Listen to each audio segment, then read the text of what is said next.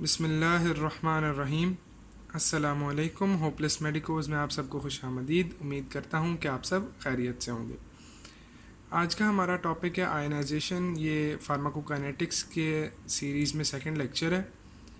Yesterday हमने परम्यूएशन की बात की थी। अगर आपने अभी तक वो लेक्चर नहीं लिया तो यहाँ पे जाके आप वो सेकंड लेक्चर ले सकते हैं। अच्छा, आयनाइजेशन इम्पॉर्टेंट है बहुत ज़्यादा, क्योंकि ड्रग्स की एब्जॉर्प्शन और एक्सक्रीशन आयनाइजेशन पे बहुत ज़्यादा डिपेंड करती है। इसमें सबसे पहला कॉन्सेप्ट है हमारा PKA का। PKA वो pH है जिस pH पे आपका 50% ड्रग आयनाइज्ड होता है और 50% ड्रग नॉन आयनाइज्ड है। ठीक है, 50% ड्रग आयनाइज्ड है, 50% ड्रग नॉन आयनाइज्ड है। ये PKA जो है ये डिफरेंट ड्रग्स के लिए डिफरेंट हो सकती है। अगर तो आपका ड्रग वीक एसिड है तो ये एसिडिक साइड पे या लो पीएच की साइड पे टेंड करेगी, और अगर आपका ड्रग वीक बेस है तो ये बेसिक साइड पे या हाई पीएच की तरफ टेंड करेगी। अब दो बातें हमने याद रखनी है। एक रिवीजन है परमिएशन वाले लेक्चर से कि जो चार्ज पार्टिकल्स हैं वो वाटर सॉल्युबल होते हैं। वाटर सॉल्युबल होने की वजह से वो प्लाज्मा मेम्ब्रेन को क्रॉस नहीं करते। अनचार्ज पार्टिकल्स जो हैं वो लिपिड सॉल्युबल होते हैं और वो प्लाज्मा मेम्ब्रेन को आसानी से क्रॉस कर जाते हैं। अब इसमें जो बात नहीं है वो ये कि आयनाइज्ड पार्टिकल्स चार्ज्ड हैं, चार्ज होने की वजह से वाटर सॉल्युबल हैं और प्लाज्मा मेम्ब्रेन को क्रॉस नहीं करते, ब्लड के अंदर फ्री फॉर्म में एग्जिस्ट करते हैं। ब्लड के अंदर फ्री फॉर्म में एग्जिस्ट करते हैं क्योंकि ये आसानी से वाटर में डिज़ोल्व हो जाते हैं। On the other hand non ionised जो हैं ये अनचार्ज्ड होते हैं, तो ब्लड के अंदर जब इन्होंने मूव करना होता है तो ये प्लाज्मा जो प्रोटीन्स हैं, ब्लड प्रोटीन्स हैं जैसे एल्ब्यूमिन वगैरह हो गई, इनके साथ बाउंड होते हैं। ठीक है, एल्ब्यूमिन वगैरह जैसी प्रोटीन्स के साथ बाउंड होते हैं। अच्छा, आगे चलते हैं। अभी के लिए वीक एसिड्स के लिए ये वाला रिएक्शन है और वीक बेसिस के लिए ये वाला रिएक्शन है। ठीक है, वीक एसिड्स हाइड्रोजन अटैच हो तो नॉन आयनाइज्ड, हाइड्रोजन उतर जाए तो ionized. Weak basis hydrogen attach है तो आयनाइज्ड है, उतर जाए तो नॉन आयनाइज्ड है। सही। एक छोटा सा हमने काम ये करना है कि इस ग्राफ में ना, इस रिएक्शन में एक सेंटर में लाइन ड्रॉ कर लेते हैं। ठीक है, ये लाइन रिप्रेजेंट करेगी आपका जो भी ड्रग है उसके PKA को, ड्रग के PKA को। अगर हम PKA की वैल्यू से हायर जा रहे हैं, ठीक है, दोबारा एक दफ़ा सुन लें कि PKA वो pH है जिस पे आपका ड्रग 50-50। ठीक है, ये वाला पार्ट भी 50 है, ये वाला पार्ट भी 50% है। सही। अब PKA से अगर हम हायर pH की तरफ जाते हैं, हायर pH का मतलब क्या है कि हाइड्रोजन आयंस रिड्यूस होने। pH इंक्रीज तब होता है जब हाइड्रोजन आयंस कम हो जाए। हायर pH की तरफ अगर जाते हैं तो हम ये देखते हैं कि जनाब जो रिएक्शन है आपका उसकी डायरेक्शन इस तरफ को टेंड करती है, क्योंकि हाइड्रोजन्स कम हो गए हैं तो जहाँ जहाँ हाइड्रोजन थे वहाँ से उतरना शुरू हो जाते हैं और आपकी ये वाली जो फॉर्म है ये बढ़ जाती है। सिमिलरली इन दिस केस जब हम इस तरफ को जाते हैं यानी pH को इंक्रीज़ करते हैं तो pH बेसिक की तरफ जाती है जब, तो बेसिस की हाइड्रोजन उतर जाती हैं और बेसिस नॉन आयनाइज्ड हो जाती हैं। ठीक है, एसिड्स आयनाइज हो जाते हैं pH बढ़ने पे, बेसिस नॉन आयनाइज्ड हो जाती हैं। अब अगर हम pH को कम करते हैं, इसका मतलब हाइड्रोजन आयंस को इंक्रीज कर रहे हैं। ठीक है, pH कम हो रही है कंपेयर टू PKA, जो भी आपके ड्रग की PKA वैल्यू है, तो हाइड्रोजन्स ज़्यादा होने की वजह से हाइड्रोजन्स को जहाँ जहाँ जगह मिलेगी वो कुर्सी संभालेंगे वो वाली, और जनाबे वाला आपका जो एसिड है वो हाइड्रोजन लेके नॉन आयनाइज्ड फॉर्म में आ जाएगा, हाइड्रोजन अटैच्ड फॉर्म में आ जाएगा। सिमिलर इस केस में, बेस वाले केस में, कि pH हमने जब रिड्यूस की तो हाइड्रोजन आयंस बढ़े, हाइड्रोजन आयंस बढ़े तो ये बेस के साथ हाइड्रोजन आयंस लगना शुरू हो गए, रिएक्शन का जो डायरेक्शन है वो इस तरफ को चला गया, जिसकी वजह से हाइड्रोजन बेस जो है आपकी आयनाइज्ड फॉर्म में आ गई। ये बात आप नोट करो ज़रा कि एसिडिक pH में नॉन आयनाइज्ड है, बेस बेसिक pH में नॉन आयनाइज्ड है। ठीक है, लाइक पीएच होगा अगर, तो नॉन आयनाइज्ड फॉर्म में होंगी। ये नॉन आयनाइज्ड फॉर्म हमारे लिए क्यों ज़रूरी है? नॉन आयनाइज्ड फॉर्म इसीलिए ज़रूरी है बिकॉज ये जो नॉन आयनाइज्ड फॉर्म है ये बॉडी के अंदर ज़्यादा देर तक रहती है, आयनाइज्ड फॉर्म ज़्यादा देर तक नहीं रहती। ऐसा क्यों है अब देखते हैं। पहली बात तो हमने बात की थी कि जो नॉन आयनाइज्ड फॉर्म है एल्ब्यूमिन के साथ बाउंड होती है ज़्यादातर, तो वो फ़िल्टर भी बहुत ज़्यादा नहीं होगी ग्लोमेरुलस में। लेकिन लेट से जी ग्लोमेरुलस में आपकी नॉन आयनाइज्ड फॉर्म भी फ़िल्टर हो गई, आयनाइज्ड फॉर्म भी फ़िल्टर हो गई। अब ग्लोमेरुलर फिल्ट्रेट का कोई स्पेसिफिक पीएच तो है, ठीक है।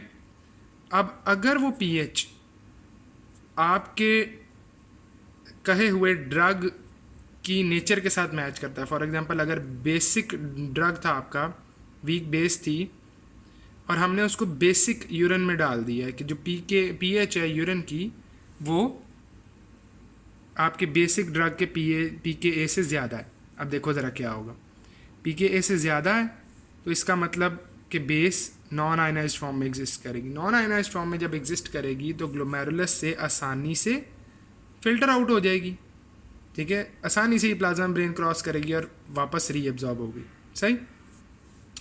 ऑन द अदर हैंड अगर ये आपका एक वीक बेस था ड्रग और आपकी जो पीएच है वो एसिडिक है, तो अब नोट करो ज़रा कि जो बेस है आपकी ये प्रोटोनेटेड फॉर्म में है, ये चार्ज्ड है, चार्ज्ड बेस है, तो जनाबे वाला ये जब यहाँ से गुजरेगी ना तो इसको प्लाज्मा ब्रेन से तो गुजर नहीं पाएगी, वाटर के साथ इसकी एफिनिटी ज़्यादा है, तो this will be lost in the urine, ठीक है। ये बात बस अभी के लिए सुन लें, अभी आगे जाके थोड़ा सा इसको मज़ीद एक्सप्लेन करेंगे। अब ये एक छोटा सा ग्राफ देखो, ये पूरी जो बात अभी हमने की है ना, पूरी बात जो अभी तक की है वो इस ग्राफ के अंदर समेटेड है।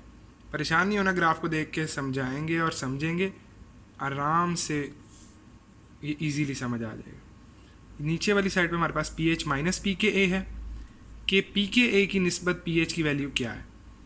अगर ये वैल्यू नेगेटिव आती है तो इसका मतलब ये है कि पीएच जो है आपका, जो पीएच माइनस पीकेए की वैल्यू है अगर नेगेटिव आ रही है, इसका मतलब पीएच कम है पीकेए से, उसका मतलब एनवायरनमेंट एसिडिक की तरफ जाएगा। यही जो ऊपर हमने लाइन ड्रॉ की है इसी को नीचे एक्सटेंड कर लेते हैं ऐसे ही। और वही जो प्रिंसिपल हम ऊपर बात कर रहे थे कि लेफ्ट साइड की तरफ पीएच कम हो रही है, राइट साइड की तरफ पीएच इंक्रीज हो रही है, सेम चीज़ यहाँ पे अप्लाई होगी। लेफ्ट साइड की तरफ पीएच डिक्रीज हो रही है और राइट साइड की तरफ पीएच इंक्रीज हो रही है। लेफ्ट साइड की तरफ एसिडिक एनवायरनमेंट है, राइट साइड की तरफ बेसिक एनवायरनमेंट, ठीक है।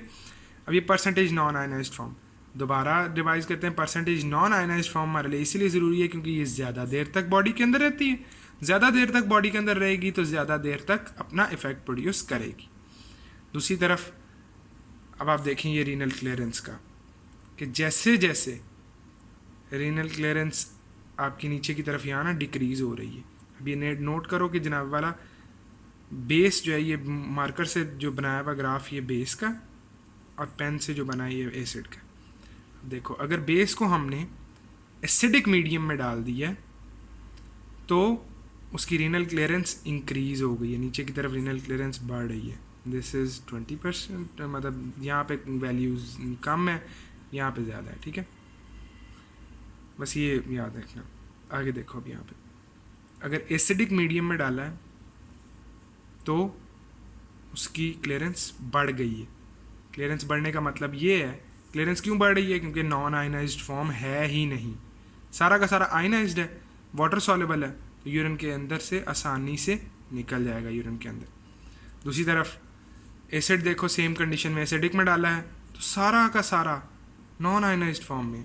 इसका मतलब ये है कि अगर ये फिल्टर हो भी जाता है तो ये फ़ौरन रीअब्जॉर्ब हो जाएगा और ये यूरिन के अंदर एक्सक्रीट नहीं होगा, इसीलिए रीनल क्लियरेंस देखो बहुत कम है, ठीक है। और ऑपोजिट साइड पे देखें, बेस को बेसिक एनवायरनमेंट में डाला है तो रीनल क्लियरेंस कम है, एसिड को बेसिक एनवायरनमेंट में डाल दिया है तो उसकी रीनल क्लियरेंस बहुत ज़्यादा है, ठीक है।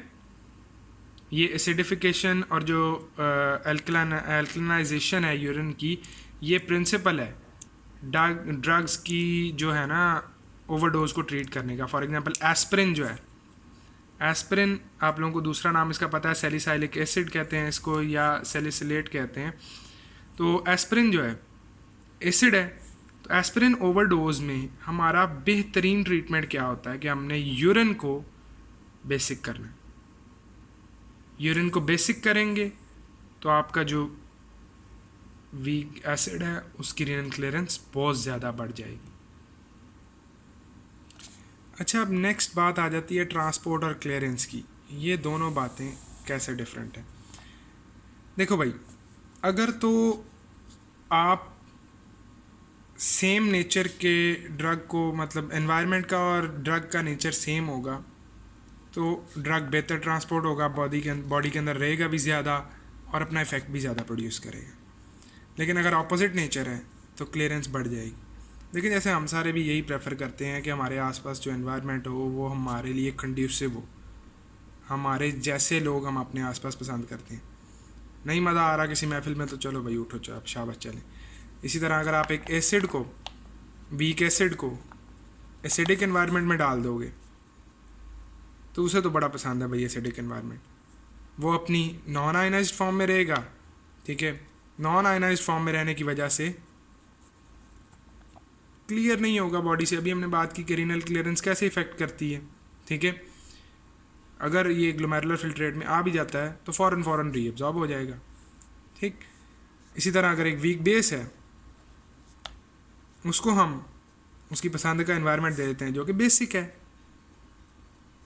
ठीक है, तो वीक बेस भी खुशी खुशी बॉडी के अंदर रहेगी। ठीक है, क्योंकि वो अपनी नॉन आयनाइज्ड फॉर्म में होगी। नॉन आयनाइज्ड फॉर्म में है तो अगर ग्लोमेरुलस के अंदर आ भी जाती है तो फ़ौरन से रीअब्जॉर्ब हो जाएगी। पहली बात तो ग्लोमेरुलस के अंदर आएगी कम, क्यों? क्योंकि मोस्टली प्लाज्मा प्रोटीन्स के साथ बाउंड है। प्लाज्मा प्रोटीन्स तो फिल्टर होती नहीं, सही। लेकिन अब यही अगर आपके ब्लड का पीएच थोड़ा कम हो गया है या यूरिन का पीएच ऑपोजिट पे चला गया आपके ड्रग के, लेट से आपका एसिडिक था ड्रग वीक एसिड है, ठीक है, और यूरिन का पीएच जो है वो बेसिक की तरफ चला गया। ठीक है, वो क्यों गया है? वो किसी भी वजह से जा सकता है, डिजीज़ प्रोसेस की वजह से जा सकता है, या हम खुद कोई ऐसी चीज़ दे सकते हैं ब्लड के अंदर, कोई इंजेक्शन लगा सकते हैं, कुछ खाने को दे सकते हैं जिसकी वजह से ब्लड की जो पीएच है वो बेसिक की तरफ चली जाए। जैसे अभी हमने एस्पिरिन में बात की, एस्पिरिन के ओवरडोज के केस में बात की। ठीक है, अच्छा, अब हमने एसिड को बेसिक एनवायरनमेंट में, अगर यूरिन बेसिक हो गया तो एसिड कहेगा ना बाबा ना, मैं तो चला। ठीक है, वो यूरिन के अंदर चला जाता है। और जा क्यों रहा है? क्योंकि आयनाइज्ड फॉर्म में एग्जिस्ट कर रहा है। ठीक है, वीक एसिड, हाइड्रोजन उसके पास मौजूद है, बेसिक एनवायरनमेंट होगा, हाइड्रोजन्स कम हो गए, हाइड्रोजन्स कम हो गए तो एसिड जो है अपने हाइड्रोजन्स लूज़ करना शुरू कर देगा। और हमने अभी पीछे देखा था कि एसिड के अगर हाइड्रोजन्स नहीं लगे होंगे तो एसिड्स आयनाइज्ड फॉर्म में होते हैं। इसी तरह बेस, ठीक है, वीक बेस को हमने एसिडिक एनवायरनमेंट में डाल दिया तो उसकी क्लियरेंस बढ़ जाएगी। क्यों बढ़ जाएगी? वही बात कि भाई मुझे नहीं सूट करता तुम्हारा एनवायरनमेंट। ठीक है, वो आयनाइज्ड फॉर्म में आ जाएगी ज़्यादा। आयनाइज्ड फॉर्म में आने की वजह से यूरिन के अंदर से अगर ग्लोमेरुलर फिल्ट्रेट में आती भी है तो रीअब्जॉर्ब नहीं होगी। क्यों नहीं रीअब्जॉर्ब होगी? क्योंकि आयनाइज्ड फॉर्म्स जो हैं ये नहीं क्रॉस करती प्लाज्मा मेम्ब्रेन्स को। ठीक है, और इसमें यहाँ पे हमने एग्जांपल देखी थी एस्पिरिन ओवरडोज की ट्रीट करने की। इसी प्रिंसिपल के बेस पे हम उसे ट्रीट करते हैं कि जनाबे वाला अगर एस्पिरिन ओवरडोज हो गई या एस्पिरिन एक एसिड है तो यूरिन को बेसिक कर दो। ठीक है, इसी तरह week basis, for example phencyclidine, PCP, या जिसको एंजल डस्ट भी कहते हैं, एक ड्रग ऑफ अब्यूज़ है, अगर उसका ओवरडोज आ जाता है तो बेहतरीन स्ट्रेटजी ये होती है कि फ़ौरन से फ़ौरन यूरिन को एसिडिफाई किया जाए। यूरिन एसिडिफाई हो जाएगा तो इसकी क्लियरेंस बढ़ जाएगी। ठीक है, आयनाइजेशन का कॉन्सेप्ट दोबारा एक दफ़ा रिवाइज़ कर लेते हैं। ठीक है, दोबारा एक दफ़ा रिवाइज़ करते हैं। पीके वो पीएच है जिस पे 50-50 है, 50% ionize, 50% non ionize. Ionize form charge है, वाटर सॉल्युबल है, नॉन आयनाइज फॉर्म अनचार्ज है, लिपिड सॉल्युबल है। Water soluble form plasma membranes cross नहीं करती, lipid soluble form plasma membranes cross करती है। हमें नॉन आयनाइज से प्यार ज़्यादा क्यों है? क्योंकि नॉन आयनाइज फॉर्म अपना इफेक्ट ज़्यादा प्रोड्यूस करती है। एसिड्स का ये बैलेंस आपको मैंने दिखा दिया, ये डायग्राम आप एक साथ जोड़ के लिख लो कहीं पे, क्योंकि ये आपको मदद देगी, ये आपके जहन में रहेगी, तो आपको याद रहेगा कि लेफ़्ट साइड पे एसिडिक था, राइट साइड पे बेसिक था, और आपने ये स्कीम ऐसे ही रखनी है, ठीक है। एंड लास्टली ट्रांसपोर्ट की हमने बात की, लाइक स्टेज विद लाइक, ठीक है, लाइक, ठीक है। Like is a good condition.